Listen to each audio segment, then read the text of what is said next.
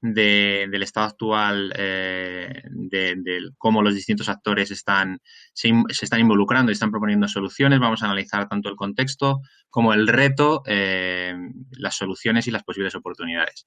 Antes de nada y ante la situación actual, bueno, daros las gracias a todos por vuestro tiempo. Esperamos que vuestras familias y vosotros mismos estéis bien de salud y dar las gracias, por supuesto, a IPMARC por esta oportunidad que nos da de conectarnos y de compartir un poco este debate.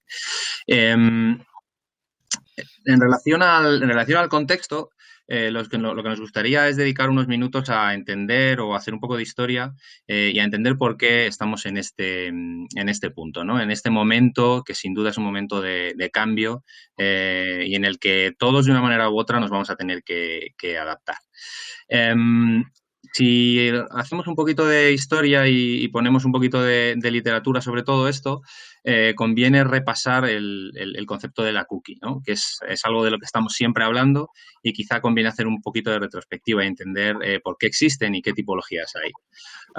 Bueno, una cookie no es más que un archivo de texto pequeño que se almacena en el navegador del usuario cuando éste visita una página web y que contiene principalmente informaciones relativas a configuraciones y preferencias de usuario. También el estado de la sesión, etcétera. Las cookies tienen parámetros y tienen un valor. Ese valor lo establece el servidor web y es un valor que viaja de vuelta en todas las peticiones que el navegador realiza al servidor. Hay una característica importante de las cookies y es que solo pueden ser gestionadas y leídas por el sitio web que las envió al navegador. ¿De acuerdo? Bueno, ¿por qué existen las cookies? Las cookies existen porque Internet, en su nacimiento, se creó, por decirlo así, sin memoria. Se basaba y se sigue basando en protocolos que por definición son protocolos sin estado. Esto significa que estrictamente cada página vista no tiene memoria, no recuerda lo que ha ocurrido en páginas anteriores para un usuario o para distintos usuarios. Por lo tanto, en esta situación, cuando Internet nació, era imposible distinguir entre distintos usuarios, entre distintas sesiones de un mismo usuario o incluso entre distintas páginas de una sesión de un usuario. Bueno, en esta situación surge la figura de Louis Montulli como ingeniero jefe de Netscape, que fue el primer navegador que existió, al que le encomiendan la tarea de solucionar bueno, este problema. Entonces, Louis Montulli crea las cookies para poner fin a esa falta de memoria que tenía Internet en sus comienzos.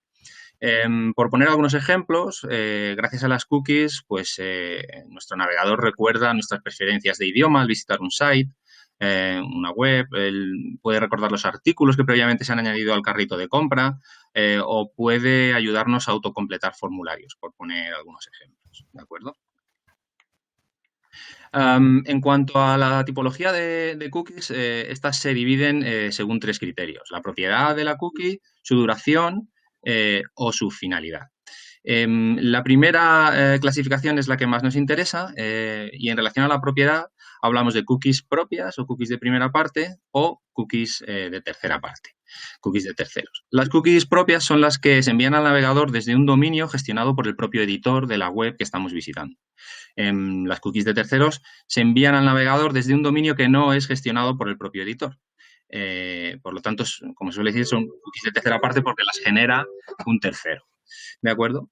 En cuanto a la duración, las cookies pueden durar una sesión simplemente o pueden ser persistentes y durar más tiempo. El tiempo que duren dependerá de cómo se configuren por parte del dominio creador de esas cookies. ¿De acuerdo? Y en cuanto a la finalidad, pues hay principalmente cuatro. Cookies técnicas, que sirven para controlar el tráfico, identificar la sesión, etcétera. Cookies de personalización, que recogen, por ejemplo, la región, temas de idioma, etcétera. Cookies de análisis y, por último, cookies publicitarias, que en definitiva sirven para establecer o formar un perfil específico de usuario y enviar publicidad segmentada. Bueno, ahí hemos señalado en azul las tipologías que aplican en todo lo que vamos a comentar a partir de ahora.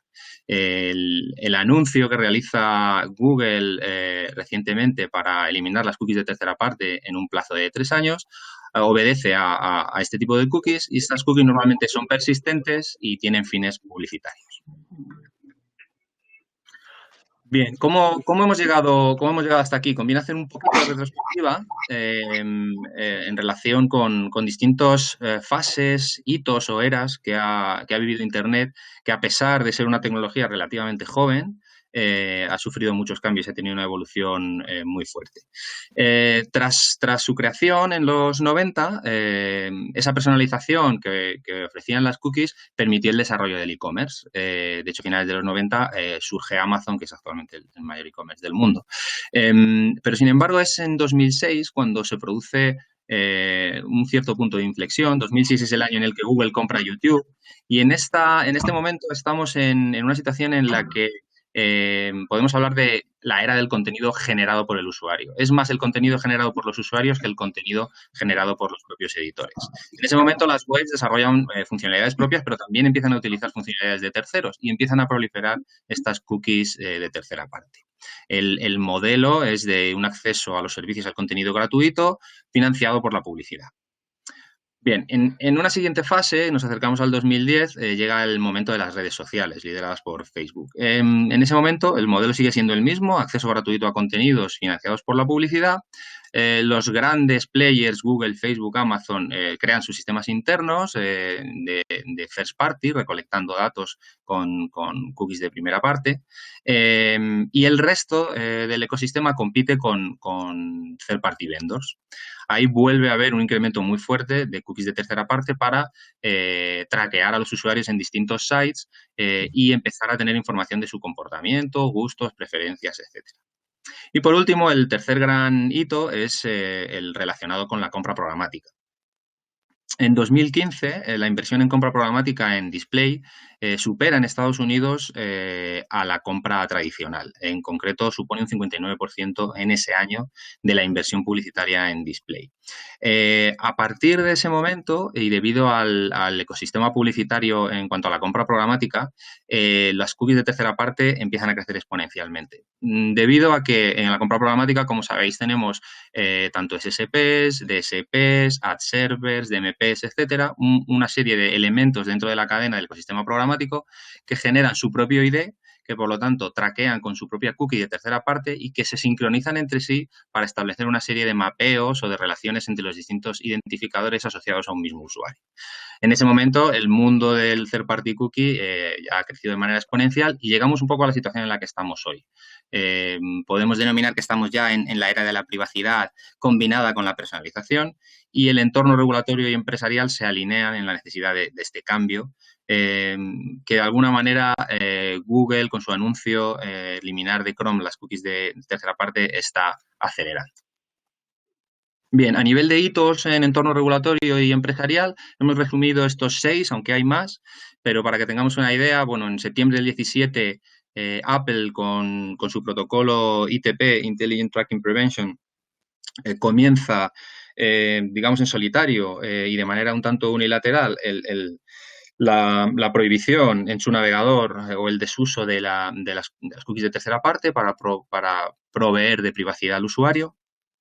Y posteriormente, en abril del 19, lanza la última versión, por la cual ya no solo se eliminan las cookies de tercera parte, sino también algunas de primera parte que sí que pueden servir para hacer un tracking cross-domain o entre dominios, entre distintas webs de los usuarios. Entre medias, como sabéis, en mayo del 18 se pone en vigor GDPR, la Ley de Protección de Datos en Europa, y también Firefox, otro navegador, se suma al carro y lanza su primera versión de algo muy parecido a ITP de Apple, en este caso Enhanced Tracking Prevention. En los últimos meses se precipitan los acontecimientos. En enero de 2020 tenemos el anuncio de Google a través de su blog Chromium, por el cual expone que en 2 años plantea eliminar las cookies de tercera parte en Chrome. Y en febrero de este mismo año, una de las medidas incluidas dentro de este programa ya se pone en funcionamiento. Consiste en identificar con un parámetro llamado SameSite aquellas cookies que van a poder ser o no leídas por un tercero en el navegador del usuario.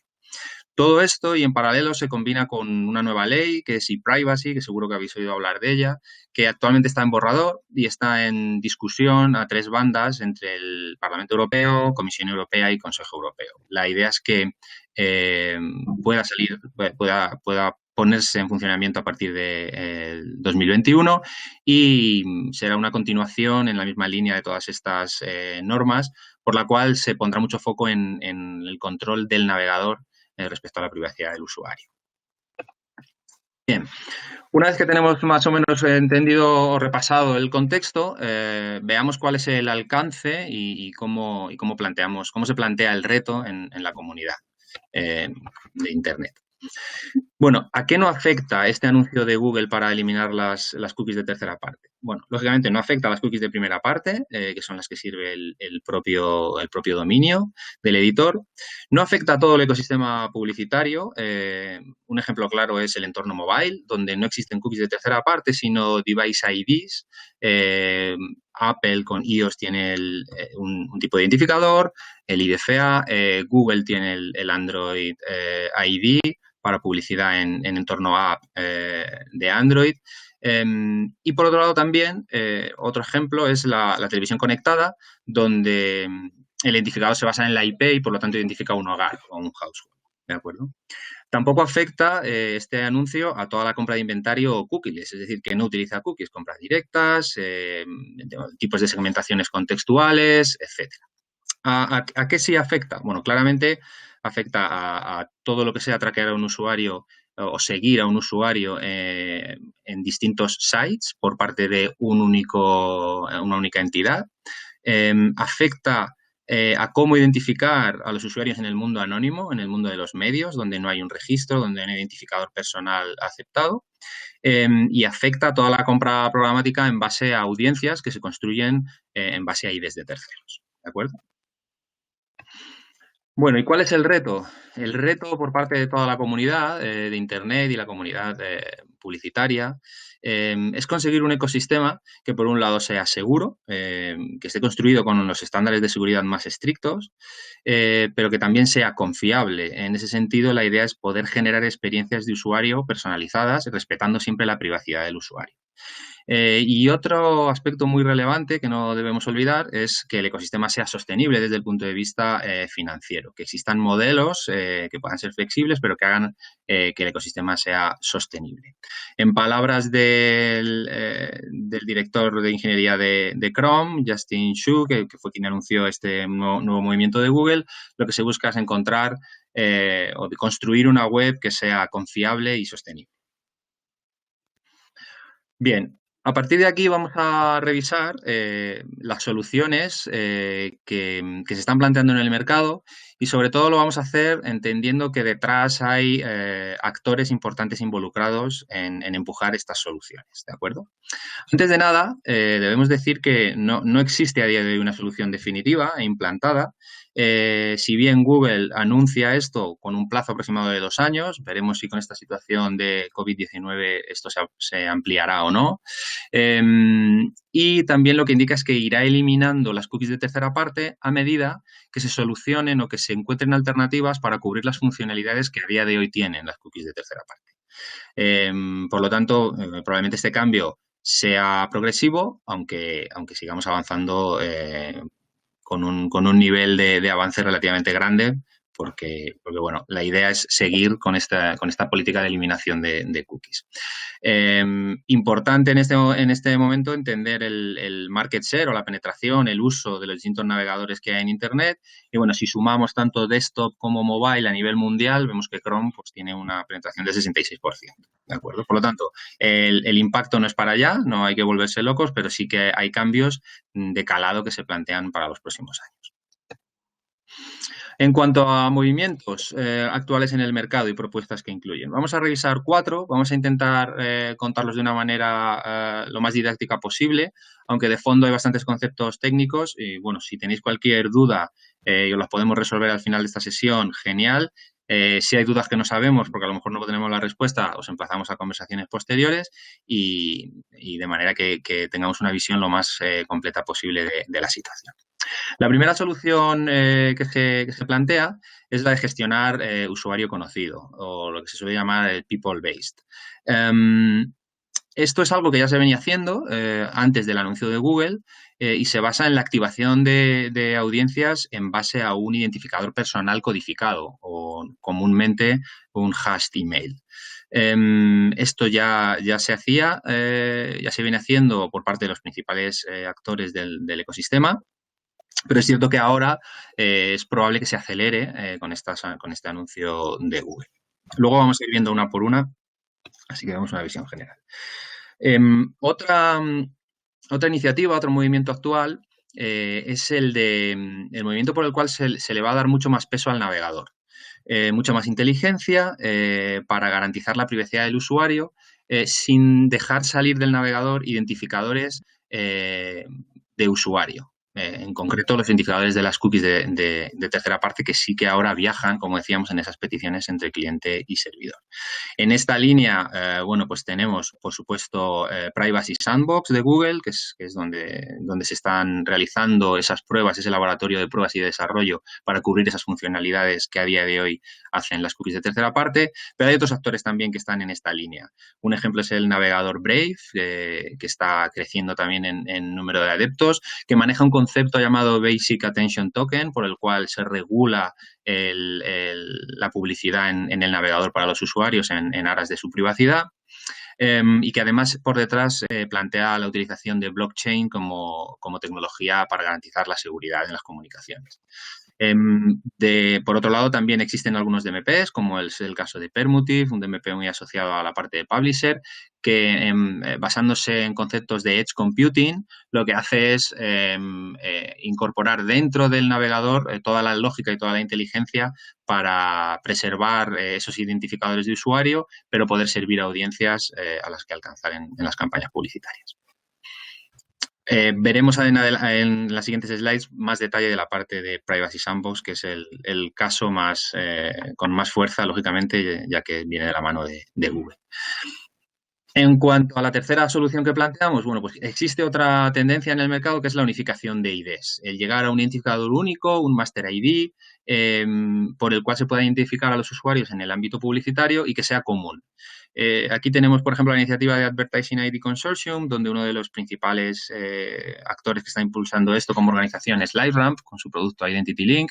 Y aquí la idea es, lo veremos también un poco más adelante, es combinar distintas fuentes de datos, también datos de usuario personal codificados, para al final tener una Identity Graph y unificar esos IDs y que no haya esa maraña de identificadores distintos para un mismo usuario. Y por último, la última solución o movimiento que se plantea en el mercado viene de la mano de IAB y se trata del proyecto REARC. Es un proyecto mucho más ambicioso que de hecho engloba muchos aspectos de las otras soluciones y por el cual se plantea refundar el marketing digital y los protocolos en base a los cuales se sustenta Internet para garantizar la privacidad y la personalización, pero siempre buscando un entorno de interoperabilidad entre plataformas y de estándares confiables para todos. Bien, si nos vamos a la primera solución, vamos a repasar una slide rápidamente de cada posible solución para dar un poco más de visión sobre cada una de ellas. Si nos vamos a la parte de usuario conocido, bueno, esta parte os la voy a contar de derecha a izquierda, ¿de acuerdo? La activación de audiencias en ecosistemas first party es algo que, como decía, se viene haciendo desde hace tiempo. Facebook lo permite, Google con Google Ads desde hace tiempo también lo permite y recientemente se incorpora también el DSP de Google, Display and Video 360.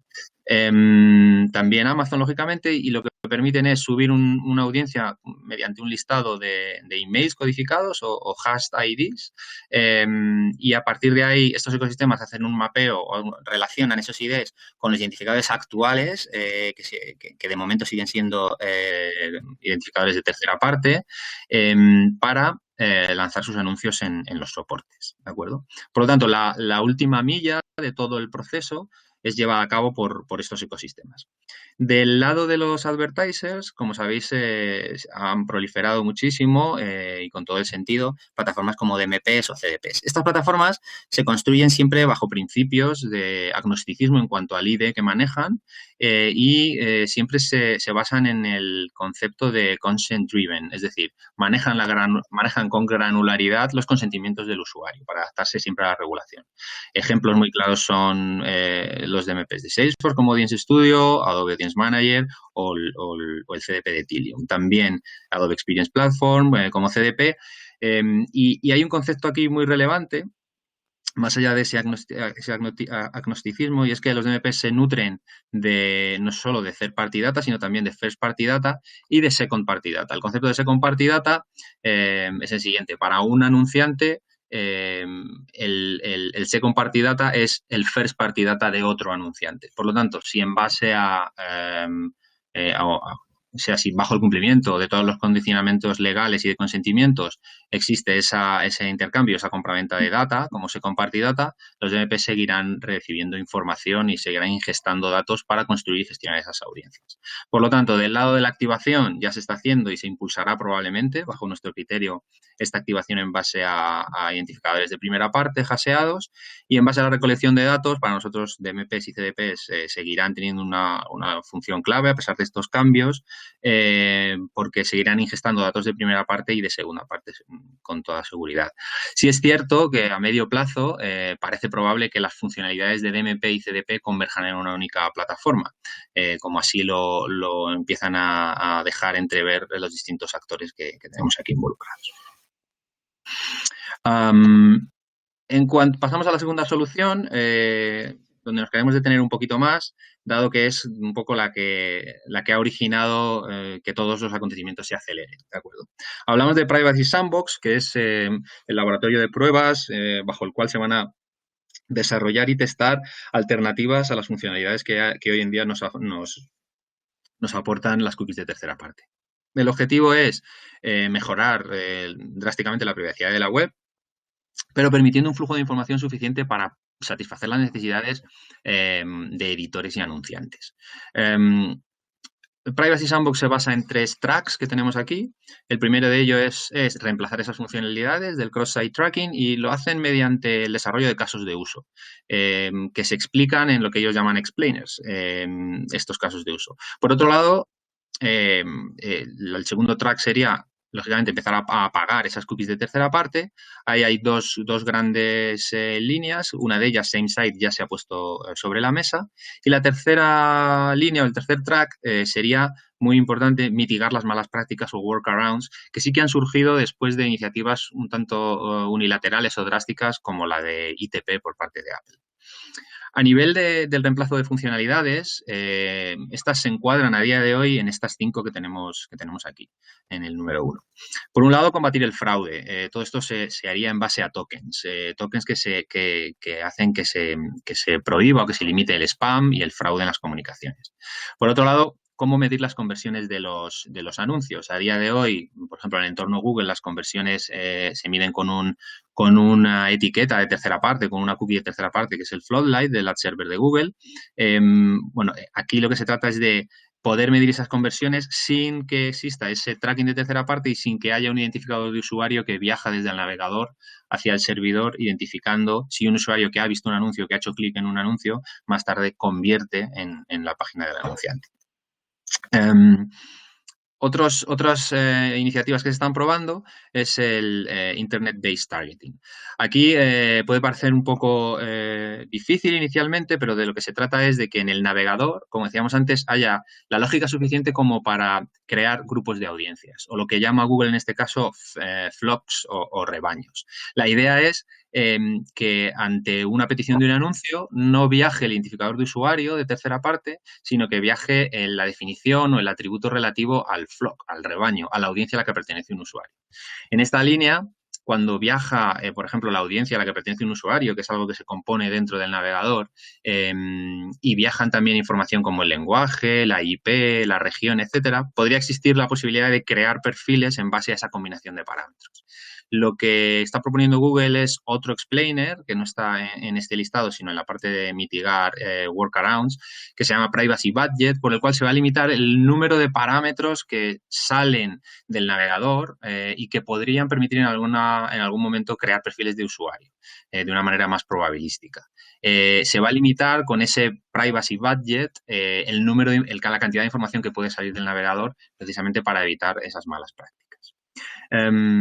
Otras alternativas otros casos de uso que se están barajando dentro de Privacy Sandbox es el retargeting. A día de hoy el retargeting claramente se basa en cookies de tercera parte y lo que plantea Google con esta solución es básicamente que se realice un on-device auction, es decir, que la decisión de la puja sea ejecutada localmente dentro del navegador, en base a información contextual, en base a grupos de interés, etcétera. Por lo tanto, el navegador seguiría solicitando anuncios a los ad servers, pero la decisión de quién gana la subasta se realizaría localmente dentro del navegador, de manera que los identificadores de los usuarios, esos identificadores de tercera parte, no saldrían del navegador. Del mismo modo con el login federado. Siempre es esta misma política.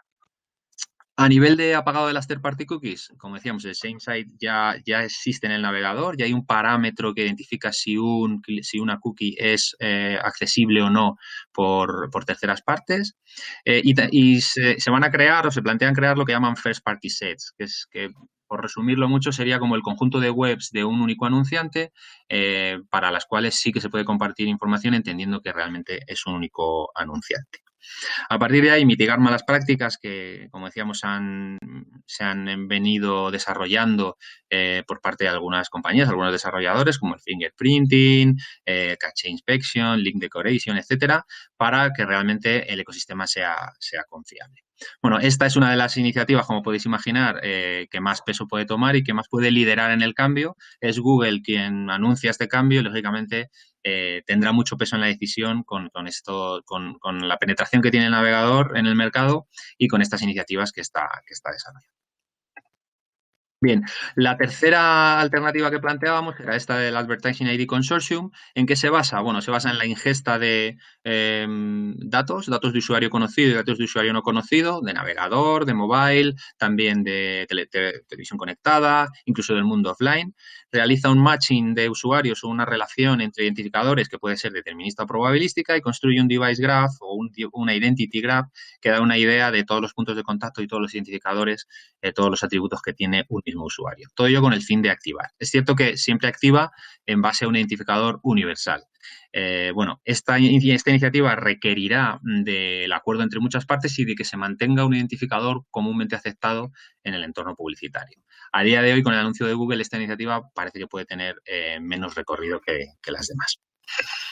Y por último, en cuanto a la cuarta solución, hay que hablar del proyecto REARC del IAB Tech Lab, donde lo que se pretende es mejorar o estandarizar Internet privacy by default, es decir, construir de nuevo la arquitectura de Internet en base a protocolos y a interoperabilidad, garantizando la privacidad y la personalización.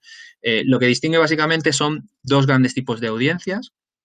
Unas son on-device audiences y aquí se engloba la parte de Privacy Sandbox que veíamos anteriormente, donde los datos, la segmentación y la medición no salen del dispositivo y donde las audiencias se basan en grupos que se crean grupos de audiencia que se crean dentro del navegador.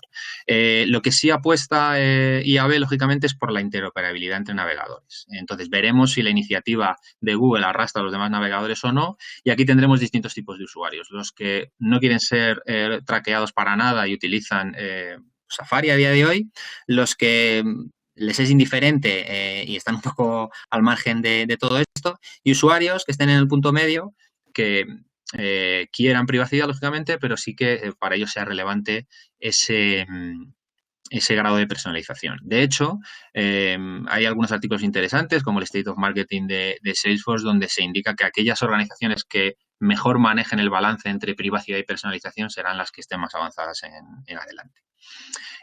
Por otro lado, el otro bloque de audiencias habla de first party audiences y no se trata de encontrar un ID universal como en la anterior posible solución, sino que de lo que habla es de que se cree una cadena de valor confiable, una cadena de suministro confiable, una trusted supply chain.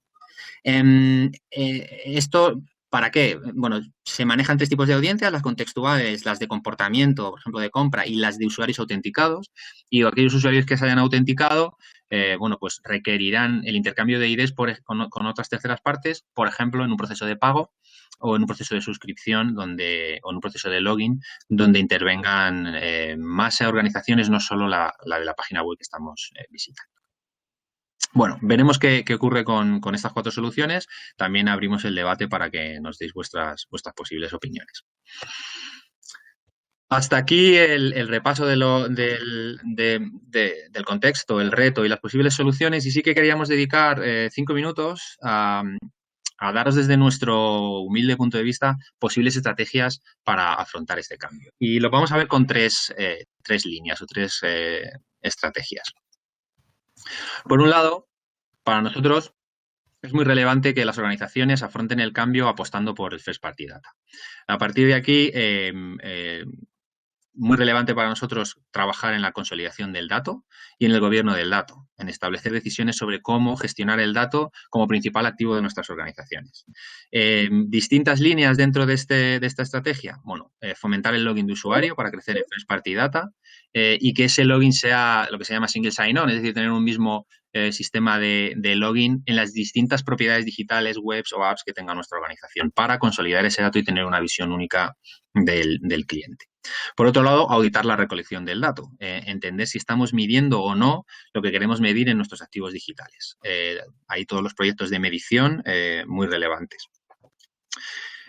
Por otro lado, y en el centro de la diapositiva, mejorar la calidad y la utilidad del dato recolectado. Data quality es súper importante para mejorar el first party data, en nuestra opinión, y que esos datos que recolectamos estén asociados a la construcción de KPIs de negocio, KPIs relevantes para nuestra organización.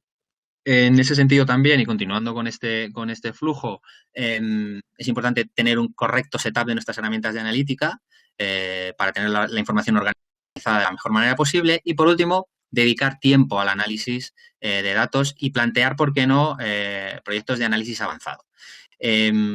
Por daros un apunte, en Mindshare y en Neo estamos trabajando desde hace ya bastante tiempo en estrategias que combinan la analítica avanzada con la activación y que, por ejemplo, establecen patrones entre el comportamiento de las visitas a un site respecto a cuándo se producen conversiones, estableciendo patrones para decidir en qué momento y en qué circunstancias activar campañas con más intensidad sin necesidad de utilizar cookies. Esta sería la primera línea estratégica. La segunda que planteamos, bueno, mejorar los activos digitales y optimizarlos para la conversión o para los objetivos que tengamos. Ahora más que nunca, ante estos cambios, es probable que cueste más captar usuario nuevo. Por lo tanto, hagamos que merezca la pena la visita del usuario a nuestras propiedades digitales, a nuestras webs o a nuestras apps. Conectemos la información que recabamos como first party data en nuestros activos, optimicémoslos y utilicemos esa información también para conectarlo con la activación en los medios. Por lo tanto, iniciativas como proyectos de SEO, proyectos de Web Performance Optimization para mejorar la carga de la página, mejorar el buscador. Normalmente en casi todas las webs tenemos un buscador y la experiencia de búsqueda dentro del site es muy relevante. Hagamos test multivariantes, todas las iniciativas que de alguna manera se engloban dentro del Conversion Rate Optimization. La tercera línea que planteamos y más avanzada sería mejorar la experiencia de cliente en todo el journey. Ahí lo que planteamos es que los medios propios, los canales propios de comunicación, emailing, notificaciones push, etcétera, van a ser cada vez más relevantes. La fidelización y la retención del cliente es algo que va a ser clave en los próximos años y trabajar en todos esos journeys combinados que nos aporten coherencia entre canales va a ser para nosotros muy relevante. A partir de ahí, conceptos más avanzados como orquestación de todos los touchpoints, pues van a tener mucho sentido trabajar en esa línea. Bien, y para finalizar, como pequeños takeaways que nos gustaría dejar en esta charla y también someter a vuestro debate y a vuestra opinión, pues por resumir, claves para nosotros de ahora en adelante. Bueno, como decíamos, reforzar, crecer y mejorar en First Party Data y apostar por la relación directa con el cliente. Es cierto que las organizaciones muy intermediadas que no tienen contacto directo o venta directa con cliente, pues van a sufrir más con este cambio. La analítica digital y la optimización de los activos para nosotros, activos digitales para nosotros es clave en todo este proceso de cambio. Trabajar la experiencia del cliente en todo el journey, como veíamos antes. Y también otra consideración importante, la adquisición será lo que creemos que más va a cambiar, pero seguiremos captando clientes, en nuestra opinión, aunque sea de manera diferente, con mucha más lógica en el navegador, sin que del navegador puedan salir identificadores de tercera parte que pueden atentar contra la privacidad del usuario, pero seguiremos haciendo esa adquisición y seguiremos haciendo retargeting, aunque de otra manera. La fidelidad será cada vez más importante, la retención de clientes y como último tip, para nosotros es muy relevante apoyarnos en la tecnología, en los grandes vendors tecnológicos, ya que serán ellos los que se adapten a las políticas y a los requerimientos de privacidad y personalización que haya en el mercado. Esa última milla, esa identificación del cliente en el último paso antes de impactarle con un anuncio, va a ser ejecutada por los grandes vendors tecnológicos y ir de la mano con ellos, estar atentos al cambio y ser flexibles para modificar nuestras estrategias va a ser clave para afrontar este cambio y seguir trabajando como hasta ahora, con nuestros objetivos y el cumplimiento de las estrategias. Nada más, hasta aquí lo que os queríamos contar. No sé si me he pasado 5 minutillos, pero bueno, el tema era con relativa profundidad y nada, muchas gracias por vuestro tiempo y estamos abiertos a preguntas. No sé si Javier se ha podido conectar ahí para comentarnos algo. Aquí tenemos a Javier. Vamos a darle paso para que una pequeña conclusión final. Así que, Javier, cuando quieras puedes hablar. Pues excelente, Joaquín. La verdad que ha sido una maravilla escucharte, porque yo creo que queda bastante claro. Yo quería puntualizar dos temas. Uno es que esto ya nos ha pasado muchas veces. Para los más viejos del mundo de Internet también iba a pasar un gran cambio en el 2000 cuando cambiábamos de milenio y, bueno, al final no pasó nada. Todos seguimos aquí. También venía GDPR y iba a ser también catastrófico y aquí seguimos, ¿no? Con lo cual, yo lo que creo es que hay que ocuparse y no preocuparse, hay que hacer los deberes como siempre. Y una puntualización, porque también lo hemos oído en otros foros, y es que los atajos y los workarounds para evitar esta third party no son buenos compañeros ni buenos consejeros. Esto también lo vimos en SEO, con estrategias Black Hat, y nunca funcionó porque luego la tecnología siempre se avanzaba y lo que se había trabajado pues dejaba de funcionar, ¿no? Para mí, la gran conclusión de este gran cambio es que por fin nos hace ver que el marketing en general, todos nosotros tenemos un por qué estamos aquí. Y el por qué es para aportar valor al cliente y al consumidor, no para aportar negocio a nuestras empresas, que obviamente es el foco de nuestras empresas, pero primero está el consumidor. Con lo cual, las estrategias de fidelidad, de loyalty, cada vez tienen más relación con las de captación y acquisition. Quiere decir que si yo tengo muy bien perfilado a mis consumidores y a mis clientes, voy a poder hacer mejor las estrategias de captación.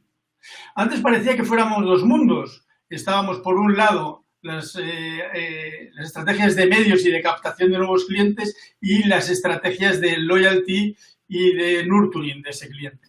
Y lo que estamos viendo es que el marketing es uno porque el cliente es uno. Con lo cual, la third party lo que nos va a obligar es internamente en nuestras organizaciones a fusionar estas dos áreas, en principio separadas, ¿no? Con lo cual, va a impactar en nuestras organizaciones. Nuestras organizaciones van a tener que colaborar de otra forma y organizarse de otra forma para poder dar sentido a esta nueva realidad del marketing. Y nada más, yo creo que hay bastantes preguntas, con lo cual pasamos a las preguntas, que es lo que a vosotros os inquieta. Gracias a todos. Muy bien, Javier, pues muchísimas gracias por tus conclusiones y vamos a dar paso a las preguntas, si os parece.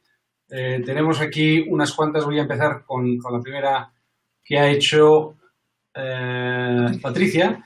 Joaquín, ¿quién crees que van a ser los principales beneficiados y perjudicados por estas decisiones cookieless? Pensando en tecnologías como DMPs, pensando en acuerdos de second party, en proveedores de third party y pensando también en integración de distintos DSPs en una misma estrategia digital. Bueno, para mí los que no sé si perjudicados o no, porque dependerá de la capacidad de adaptación al cambio, pero donde sí va a tener más impacto es en aquellas organizaciones en las que toda su estrategia se ha basado en las cookies de tercera parte. A partir de ahí, pues retargeters que solo manejen este tipo de información para hacer retargeting pueden sufrir. No creemos que los DMPs grandes, de los grandes vendors, vayan a sufrir demasiado, aunque se tendrán que ir adaptando como se han adaptado a GDPR y a otros cambios regulatorios en el mercado. Y sí que creemos que Google, lógicamente, no va a salir perjudicado. La idea es que aceleran el proceso de transformación o plantean el reto y probablemente sean la solución tras la cual vayan el resto de actores del mercado.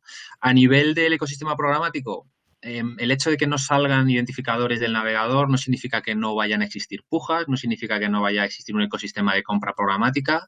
Sería, en ese sentido, en mi opinión, volver muy atrás a hace muchos años si solo nos limitamos a una compra directa de inventario, pero sí que se hará de otra manera. Probablemente haya que definir taxonomías en cuanto a contenido y en cuanto a grupos de audiencia que están dentro de los navegadores y quizá, y esto es algo ya una suposición, en un futuro cuando queramos analizar el rendimiento de nuestras campañas de programática, tendremos que pensar también en comparar cómo funcionan nuestras campañas en distintos navegadores, no solo en distintos DSPs, porque al final la lógica o la ejecución de la decisión de la puja se hará localmente dentro de los navegadores. Entonces, bueno, muchas incógnitas también las compartimos. Pero en general creemos que grandes actores, Google, vendors de DMPs, CDPs, no se van a ver afectados. Pequeñas organizaciones basadas en third party cookie únicamente, pues sí que se pueden ver muy afectadas. Vale.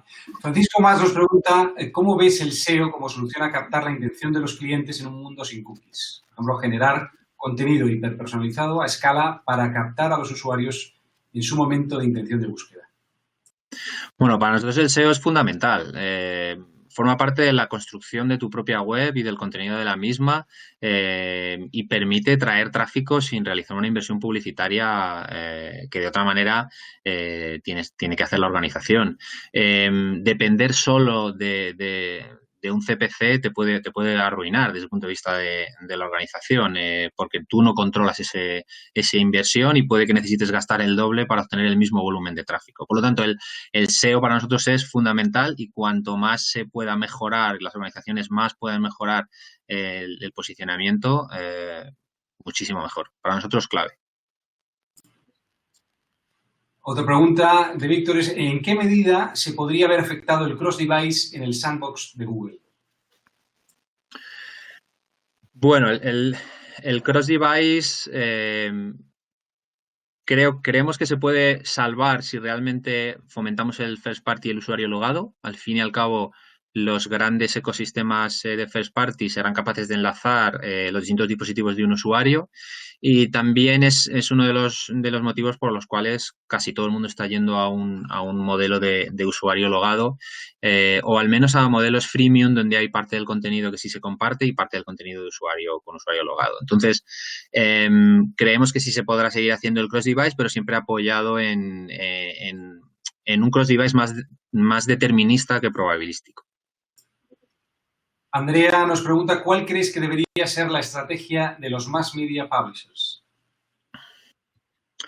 Bueno, los publishers, además de estar ya todos embarcados en la suscripción como modelo de negocio, creo que están también apostando de una manera acertada por el enriquecimiento y la construcción mejorada de su first party data. Para eso es fundamental la suscripción, sea de pago o no, y de esa manera creemos que podrán ofrecer audiencias mucho más ricas, mucho más sólidas, más estables, con mayores atributos para recibir impactos publicitarios, siempre respetando la privacidad.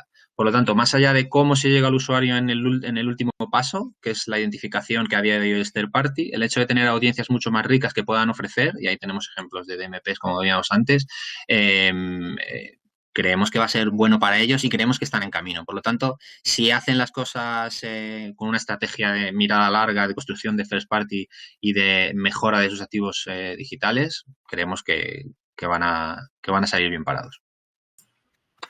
Otra pregunta que dice, ¿qué opinas de la integración del inbound marketing con herramientas como HubSpot?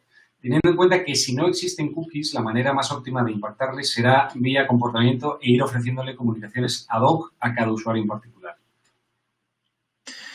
Bueno, evidentemente HubSpot, si solo pensamos en las alternativas como esta que utilizan third party cookie, tendrán que migrar a otras tecnologías o otros no workarounds, pero sí migrar en la manera en la que hacen las cosas sabiendo que puede que no existan estas third party cookies.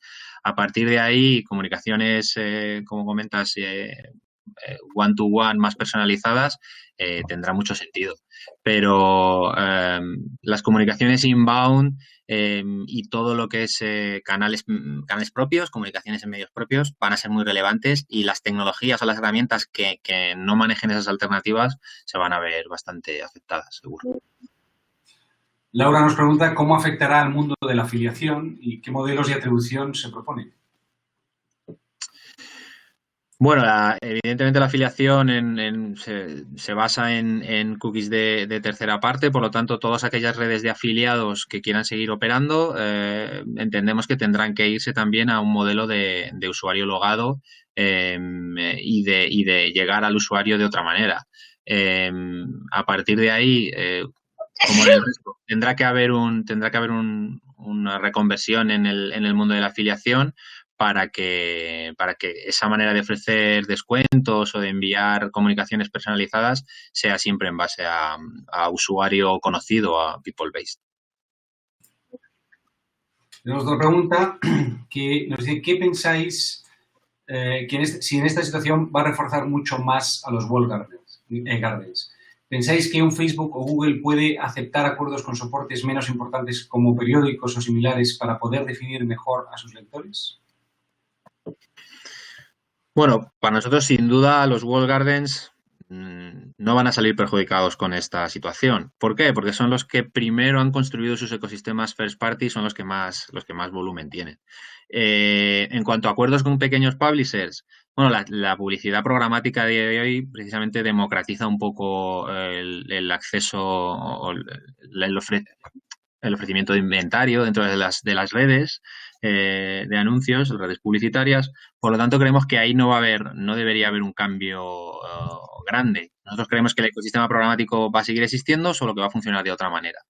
Por lo tanto, pequeños publishers que tengan un buen rendimiento y que funcionen correctamente se podrán seguir utilizando y agregar valor también a Google, que al fin y al cabo lo que quiere es meter más agua en la turbina, como dice Javier. Nos pregunta por aquí Leandro, ¿qué pasa con los móviles? Entiendo que todo seguiría igual, ¿verdad?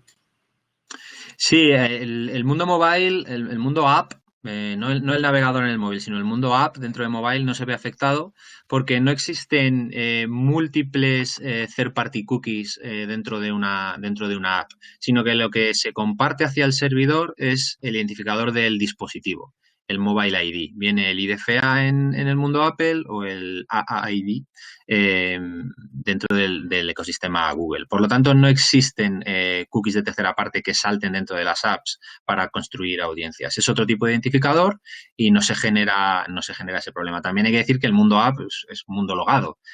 Por lo tanto, digamos que ya ha llegado a esa situación en la cual no existen ese tipo de problemas.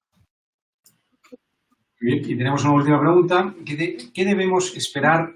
¿Debemos esperar un incremento del precio CPM por parte de los publishers? Bueno, eso la verdad que no lo sé. No está claro.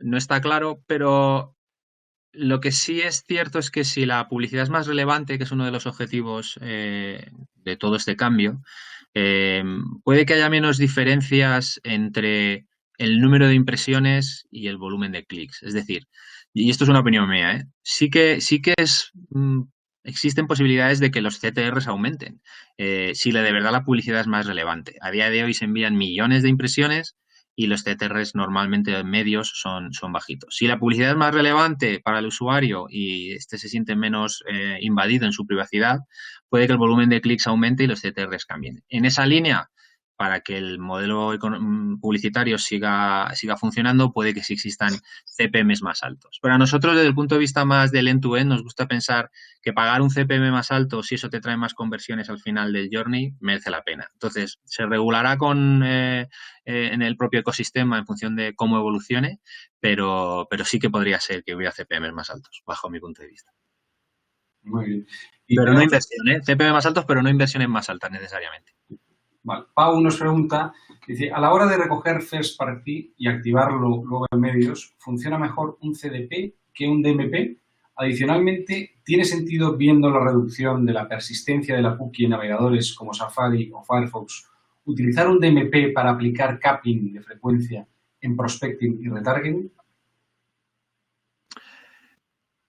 A ver, a día de hoy merece la pena sin lugar a dudas. En cuanto a CDP y DMP, la idea es que converjan. La diferencia es que el CDP maneja solo información first party y permite la gestión de audiencias, digamos, con un mayor nivel de sofisticación. La activación de esas audiencias a día de hoy se hace vía third party y mucho volumen de datos entra vía third party. El capping es otro caso de uso, como los que veíamos en el Privacy Sandbox, que habrá que reformular, pero sí que merecerá la pena.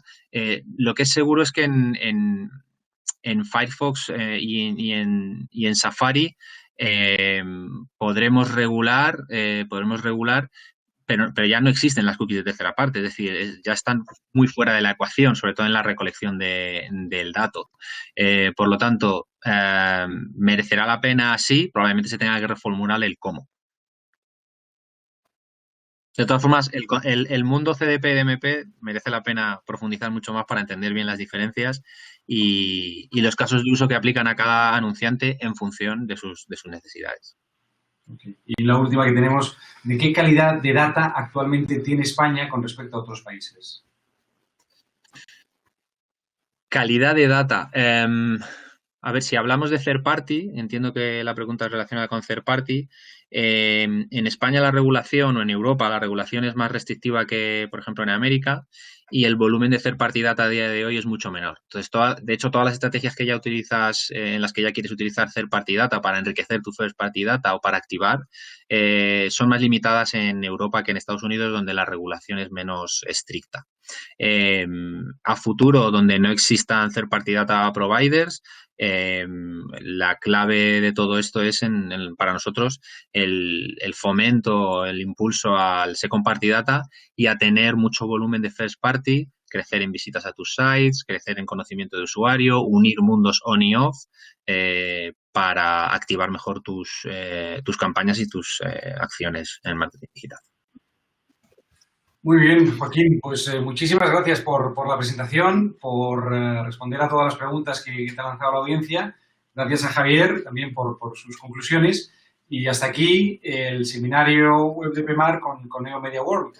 Gracias a todos por asistir y os esperamos en el próximo, que convocaremos seguramente la semana que viene, en torno a otros temas de interés también relacionados con el marketing. Muchas gracias a todos y Muchas gracias. hasta la próxima.